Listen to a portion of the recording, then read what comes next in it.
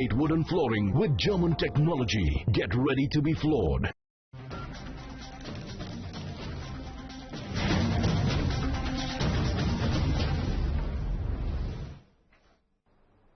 नमस्कार, बिहार झारखंड की तमाम बड़ी खबरों के साथ आपके साथ मैं हूं सोनाली ठाकुर। बुलेटिन की शुरुआत करेंगे, उसके पहले नजर सुर्खियों पर। कटिहार में हो रही ऑक्सीजन सिलेंडर की कालाबाजारी। लोकमान्य तिलक एक्सप्रेस से 226 ऑक्सीजन सिलेंडर हुए जब्त। पुलिस ने शुरू की मामले की जांच।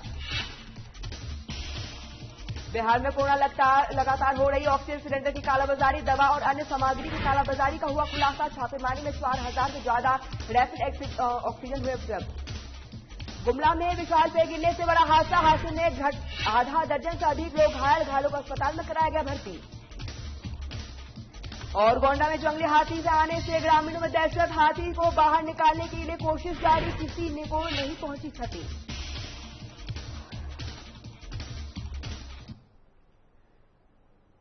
चलिए बुलेटिन शुरुआत करते हैं। बिहार में कोरोना संक्रमित मरीजों के इलाज के लिए ऑक्सीजन सिलेंडर की मांग दिनों दिन बढ़ती जा रही है। इस दौरान ऑक्सीजन सिलेंडर की कालाबाजारी भी जोर शोर से चल रही है। आपको बता दें कि लोकमान्य तिलक एक्सप्रेस ट्रेन से गुप्त सूचना के आधार पर 226 ऑक्सीजन सिलेंडर जब्त किए गए हैं। हालांकि अधिकारियों को देखने ही सिलेंडर के लिए मौजूद के लोग वहां भाग निकले। इसी को लेकर डीएसपी और एसडीएम ने कहा कि जांच के लगातार की मामला कालाबाजारी से जुड़ा हुआ लग रहा है। फिलहाल पूरे मामले की जांच जारी है।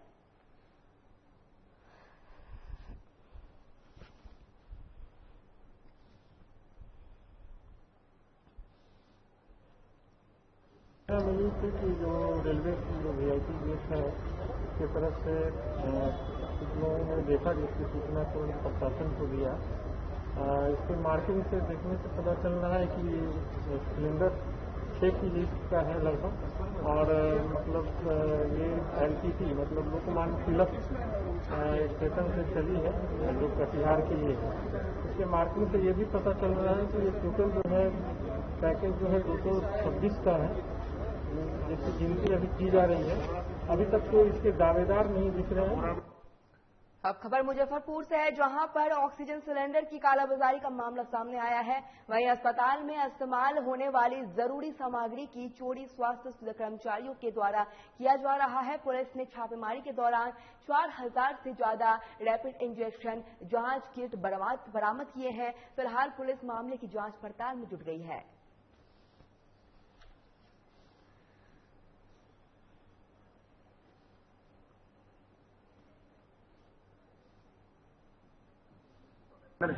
इनको सूचना मिली कि कुछ लोगों का एक ग्रुप है जो कि गवर्नमेंट सप्लाई के जो प्रोडक्ट्स हैं कोविड-19 से निपटने हेतु उनकी स्टॉकिंग कर रहे हैं और उनकी वो ब्लैक मार्केटिंग भी कर रहे हैं। इसी सूचना के आलोक में इन लोगों ने हम लोग को इन्फॉर्म किया और फिर थानाध्यक्ष सकरा के नेतृत्व में टीम बनी।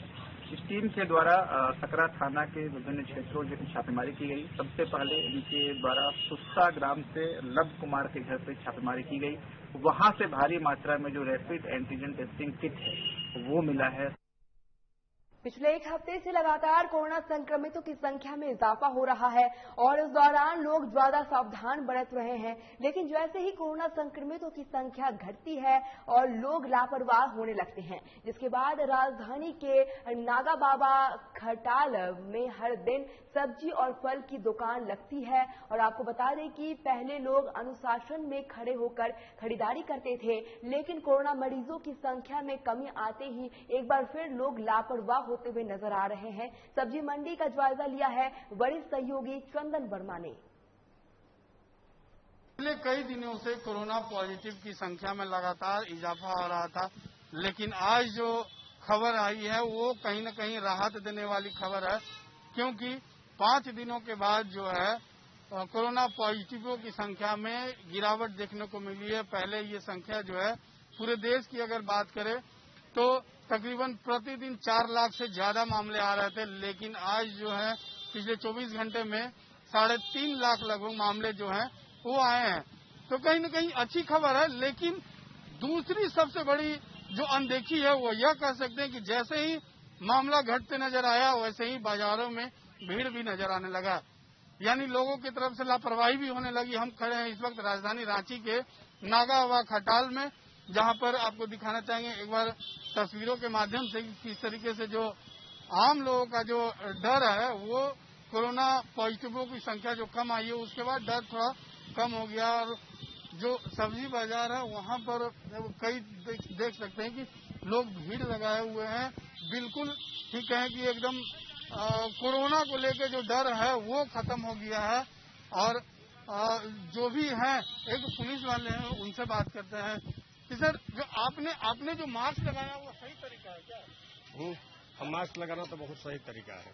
वो सही तरीका था तो ना सब्जी लेने में हो सकता है कि निकल गया। अच्छा, सब्जी हाँ सब्जियां ले रहे थे। गलती करते हैं ना, गलती मिस्टेक हुआ था ना बड़ा। कहते जरूर है मिस्टेक हो गया और जानते भी है कि ये गलत है, लेकिन फिर भी जानबूझ के करते हैं। ये गलती जानबूझ के करते हैं और इसका खामियाजा खुद अपनों के साथ साथ दूसरों को ही भुगतना पड़ता है।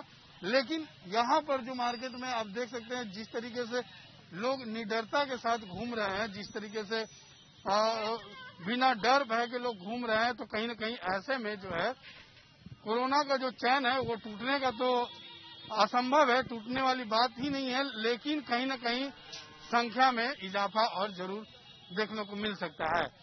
हालांकि अच्छी खबर ये है कि झारखंड में भी अब जो है 5,000 से जो मामले 5,000 से जो ज्यादा प्रतिदिन मामले आ रहे थे वो अब घटकर 4,000 हो गए हैं। और राजधानी की अगर बात करें रांची की, तो पहले प्रतिदिन 1,500 लगभग मामले आ रहे थे, लेकिन अब जो है 700-800 के बीच में मामला रह गया है। आज का 24 घंटे का ये आंकड़ा है, लेकिन यही आंकड़ा घटा है और लोग निडर होकर फिर से लापरवाही करने आ गए हैं।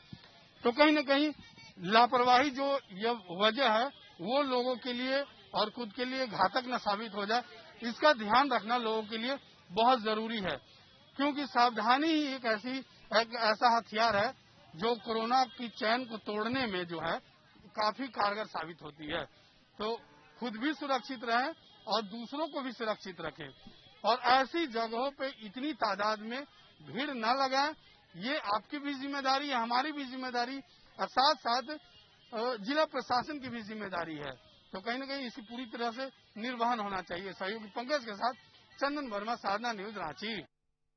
रांची के सब्जी मंडी की तस्वीर आप देख रहे थे, जहां जब कोरोना के मामले में आंकड़े कम होने लगे तो वहां लोगों की लापरवाही सामने आई और इस दौरान लोग सब्जी लेने के लिए भीड़ में देखते हुए लोग नजर आए हैं। फिलहाल हजारीबाग की खबर आपको बताते हैं, जहां पर मोहम्मद इकराम उर्फ छोटू मिस्त्री जो पिछले 27 सालों से गाड़ियों के मैकेनिक का काम कर रहे हैं। हजारीबाग शहर में उनकी एक छोटी सी गोदाम है और गैराज है जो ठीक ठाक चलती है। फिलहाल स्वास्थ्य सुरक्षा सप्ताह के तहत लॉकडाउन के बाद छोटू मिस्त्री की गैराज बंद पड़ी है। इसी बीच उनके मोहल्ले के वार्ड पार्षद की तबीयत खराब हो गई, जिसके इलाज के लिए ऑक्सीजन की जरूरी है।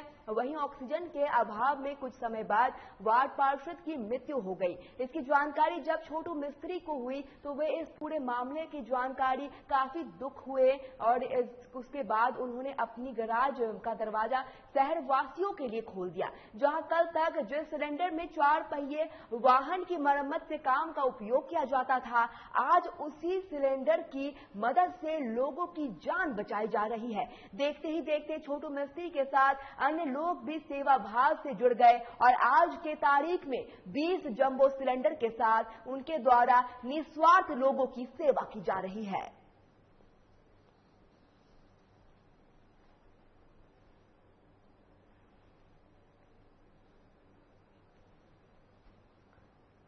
कोरोना में प्रशासन की मुस्तैदी सवालों के घेरे में आ गई है। 8 महीने से हाजीपुर में बंद पड़े बिजली शवदाह गृह की अब पोल खुलती हुई दिख रही है। आपको बता दें कि हाजीपुर के नगर परिषद ने शवों को बिजली के जलाकर अंतिम संस्कार करने के लिए बिजली शवदाह गृह की शुरुआत 2015 में की थी, लेकिन बीचों बीच के बाद अब शवदाह गृह में बंद कर चालू कर दिया गया है, जिसके बाद बिल की भरपाई नहीं होने से शवदाह गृह को बंद कर दिया गया है, जिससे लोग परेशान हैं और शमशान घाट को ही लकड़ी के सहारे चिता को जलाकर अंतिम संस्कार कर रहे हैं, जिससे प्रदूषण का गहरा असर पड़ रहा है।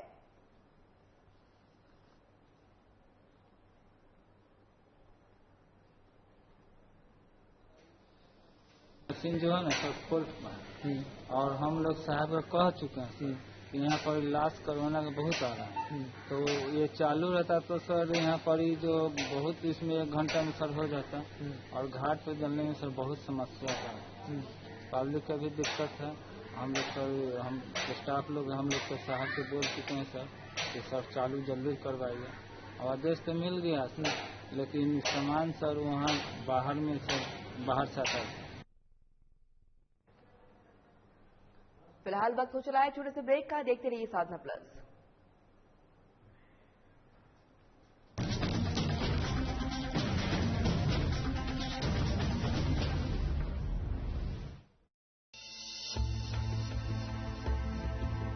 रामकृष्ण मिशन अस्पताल रांची में सेवा का एक सर्वोत्तम संस्थान।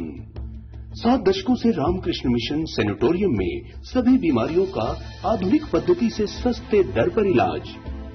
अस्पताल में अनुभवी डॉक्टर और कुशल नर्सें रखेंगी आपका विशेष ख्याल। सभी आधुनिक चिकित्सकीय उपकरणों से लैस 24/7 है सेवा में समर्पित। रामकृष्ण मिशन अस्पताल, खूंटी रोड, टूपुदाना, रांची, जिसका सेवा ही परम धर्म है।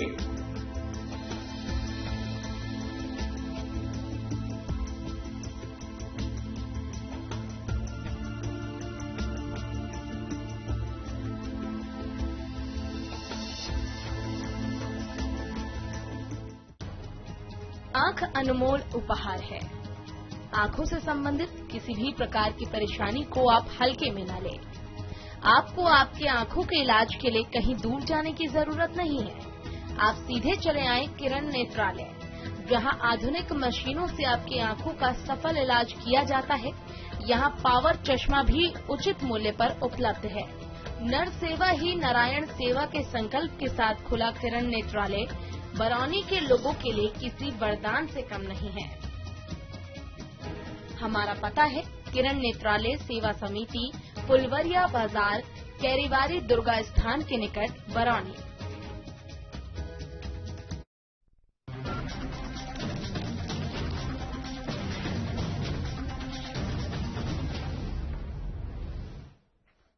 ब्रेक के बाद एक बार फिर आपका स्वागत है। गुमला में विशाल पेड़ गिरने से आधा दर्जन से ज्यादा लोग घायल हुए हैं। सूचना मिलते ही मौके पर पहुंची पुलिस ने घायलों को अस्पताल में भर्ती कराया, जहां मरीज की गंभीर हालत को देखते हुए गुमला जिले के सदर अस्पताल रेफर कर दिया गया। बताया जा रहा है कि सब्जी सहित अन्य वस्तु की खरीदारी करते समय टेम्पो पर सवार होकर सभी बिष्णुपुर मंझवीरा के लिए लौट रहे थे। इसी बीच आदर लायंस स्टोर में समीप सड़क किनारे करंट के विशाल पेड़ अचानक टेम्पो पर गिर गई। हादसे में करीब आधा दर्जन से अधिक लोग घायल हो गए हैं। दोनों और कई गाड़ियां कुछ देर के लिए जाम में फंसी रही और एसआई कौशलेंद्र कुमार द्वारा गिरे हुए पेड़ को हटवाने के लिए सड़क जाम खुलवाया गया। फिलहाल पुलिस पूरे मामले की जांच पड़ताल में जुट गई है।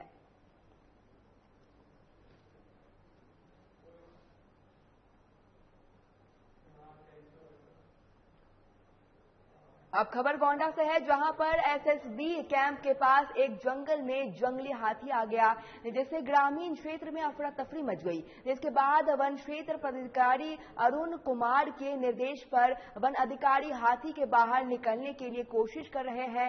जानकारी के मुताबिक हाथी अपने झुंड से बिछड़ा गया था, लेकिन हाथी ने अभी तक किसी को क्षति नहीं पहुंचाई है।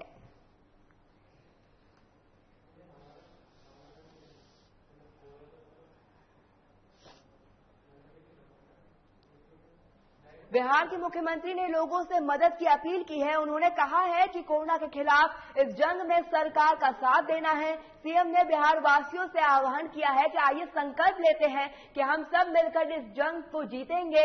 मुख्यमंत्री ने कोरोना के इस संकट में एक के बाद एक 3 ट्वीट कर लोगों के साथ आने की अपील की है। उन्होंने लिखा है कि कोरोना के इस संकट काल में सरकार सभी जरूरत कदम उठा रहे हैं और इस आपदा से निपटने में बेहद धैर्य, अनुशासन और हिम्मत हिम्मत के साथ काम करने वाले चिकित्सकों, नर्सों, सफाई कर्मियों, प्रशासन और पुलिस के लोगों सहित सभी कोरोना योद्धा को हम पूरे बिहार परिवार की तरफ से आभार व्यक्त करते हैं। युवा साथी जनता की सेवा के लिए विशेष रूप से सक्रिय है और सोशल मीडिया का सकारात्मक प्रयोग कर रहे हैं, जो सराहनीय है। ऐसे सभी लोगों का हम बिहार परिवार की तरफ से धन्यवाद करते हैं। कोरोना की पहली लहर के दौर बिहार से बहुत दृढ़ता और साहस के साथ ये लड़ाई लड़ी। इस बार भी कोरोना गाइडलाइन का पालन करते हुए हमें अपने को और अपनों को बचाना है। कोरोना के खिलाफ इस जंग के सरकार का साथ देना है। आइए संकल्प लेते हैं कि हम सब मिलकर इस जंग से जीतेंगे।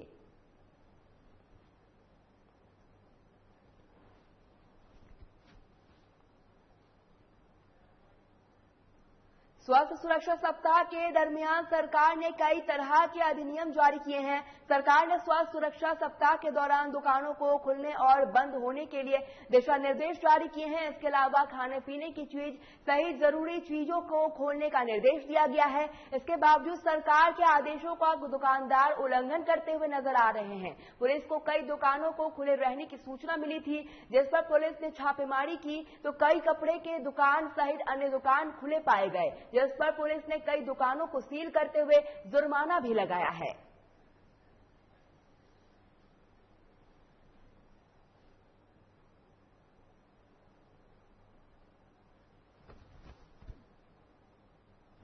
स्वास्थ्य सुरक्षा सप्ताह में कुछ एसेंशियल दुकान को छोड़कर और सभी दुकानों को बंद करने का सरकार द्वारा निर्देश है। इसके बावजूद भी कुछ दुकान खुले पाए जा रहे हैं और बड़ी बड़ी कंप्लेन भी आ रहे हैं, तो हम लोग जांच कर रहे हैं थाना के साथ, और जहां भी इस तरह का जो भी अवहेलना सरकार के दुकानें पाया जा रहा है। राज्य में कोरोना संक्रमितों की बढ़ती संख्या की रोकथाम के लिए राज्य सरकार ने लॉकडाउन की अवधि बढ़ा दी है। जिले में लॉकडाउन को पालन करना जिला प्रशासन की अहम जिम्मेदारी है। जिले में लॉकडाउन का पालन जिला प्रशासन द्वारा बखूबी किया जा रहा है। दुमका जिले में सभी दुकानें बंद है। लॉकडाउन नियम के तहत आवश्यक दुकानें खुली हुई है, वही जरूरी सेवाएं भी जारी है। कुछ लोग अपने काम से सड़क पर दिख रहे हैं और तो कुछ बेवजह घूमते हुए दिखे जा रहे हैं। वही बाजारों में ईद को लेकर बाजार कुछ दुकानें लगी हुई है। वही इस दुकानदारों का कहना है कि ईद के समय बिल्कुल भी बिक्री नहीं हो पा रही है। इन लोगों की सरकार से मांग की है कि सरकार इनकी कुछ आर्थिक मदद करे।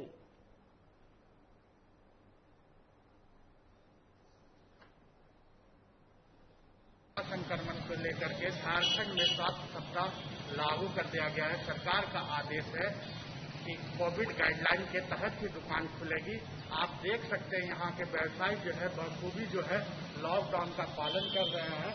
यहाँ देख सकते हैं, आपको तस्वीरों में दिखाना चाहेंगे कि लोग बहुत कम ही निकल रहे हैं, लेकिन कुछ ऐसे लोग भी हैं जो कि बेवजह निकल रहे हैं। कुछ लोग ऐसे हैं जो काम से निकल रहे हैं। यहाँ पर देख सकते हैं ईद को लेकर के एक तस्वीरों में आपको दिखाना चाहेंगे।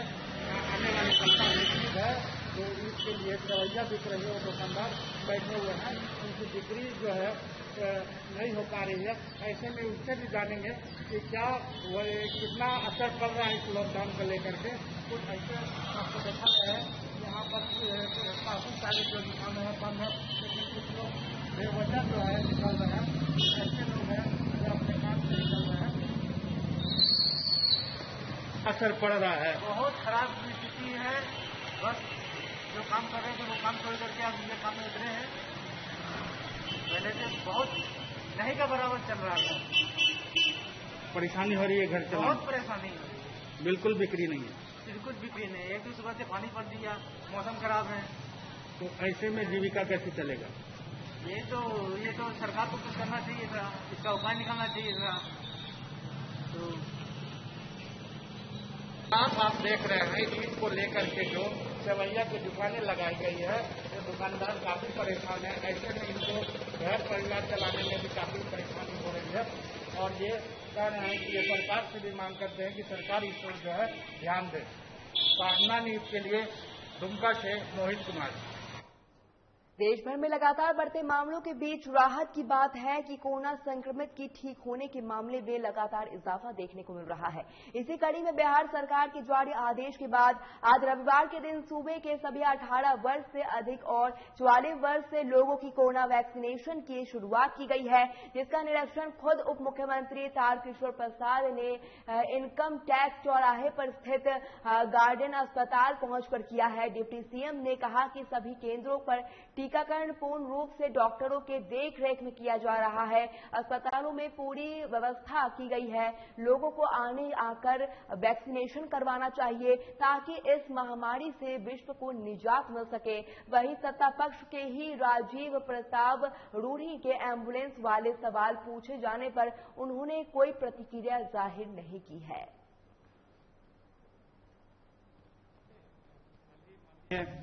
मुख्यमंत्री जी का अध्यक्षता में बैठक हुई थी, तो 3.5 लाख वैक्सीन बिहार के लिए उपलब्ध था। तो हम सबों ने निर्णय लिया कि आज से इसका प्रारंभ हम लोग कर दें और धीरे धीरे उसको विस्तार करें। आज पटना पूरे जिला में 14 जगह वैक्सीनेशन का काम 18 वर्ष से 44 वर्ष तक के लोगों के लिए किया जा रहा है और धीरे धीरे इसका हम लोग विस्तार करें। टोटल बिहार में अभी आपका कुल 624 जगह आज टीकाकरण का कार्य चल रहा है और धीरे धीरे इसको फिर हम लोग सभी प्राथमिक स्वास्थ्य केंद्र तक ले जाएंगे। कल बिहार में 18 साल से 44 साल के लोगों को वैक्सीन दी जा गई है और इस पर आरजेडी प्रवक्ता मृत्युंजय तिवारी ने सरकार पर सवाल खड़े किए हैं। मृत्युंजय तिवारी ने कहा कि कई पिछले 1 मई से यह टीका अभियान शुरू होना था, लेकिन आज 9 दिन बाद शुरू हुआ है। वैक्सीनेशन के मामले में सरकार पूरी तरह से सुस्त बैठी है। अभी तक पूरे बिहार में 44 साल के ऊपर से एकमात्र कई लोगों को ही वैक्सीन लग पाए हैं।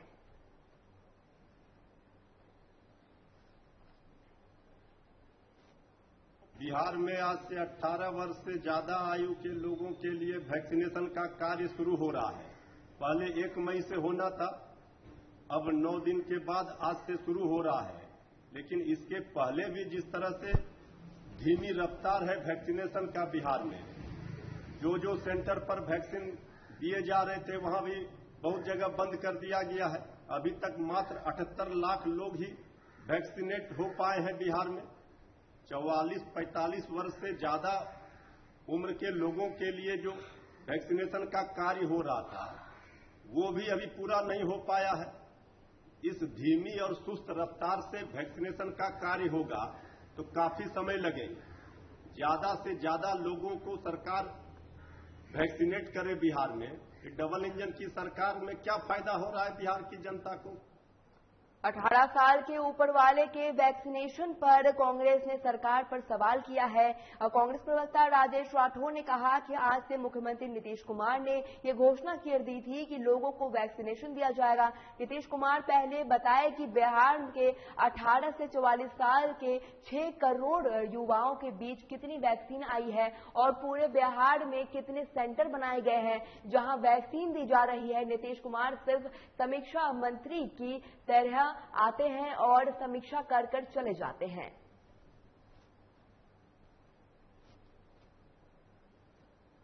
प्लस के 6 करोड़ लोगों के लिए उनके पास वैक्सीन कितना है, उसके लिए सेंटर कितने बनाए गए, उन्होंने कितने वैक्सीन का ऑर्डर दिया, कितना वैक्सीन बिहार को उपलब्ध हुआ। तो माननीय मुख्यमंत्री जी, समीक्षा मंत्री की तरह से खाना पूर्ति मत कीजिए। आप बिहार को बताइए कि आपका लक्ष्य क्या है और कितने दिनों में 18 प्लस के लोगों को वैक्सीनेशन हो जाएगा। आप कितने दिनों में 6 करोड़ वैक्सीन मंगा लेंगे।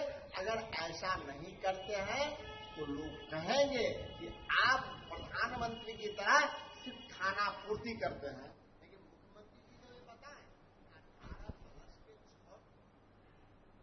बिहार में आज से शुरू हुई वैक्सीनेशन कार्यक्रम में बड़ी संख्या में युवाओं ने अपना रजिस्ट्रेशन करा रखा था और सुबह से ही युवाओं की भीड़ वैक्सीनेशन स्थल पर जमा होने लगी। अत्यधिक भीड़ की संभावना को देखते हुए अस्पताल प्रबंधक ने सदर अस्पताल को हटाकर दिनकर भवन में वैक्सीनेशन स्थल बना दिया, लेकिन युवाओं की बढ़ती संख्या के कारण थोड़ी देर के लिए वहां अफरा तफरी का माहौल बन गया और लोग सोशल डिस्टेंसिंग की धज्जियां उड़ाते हुए नजर आए। सूचना मिलने के बाद सदर अनुमंडल अधिकारी संजीव चौधरी मौके पर पहुंचे और वैक्सीनेशन स्थल का निरीक्षण किया।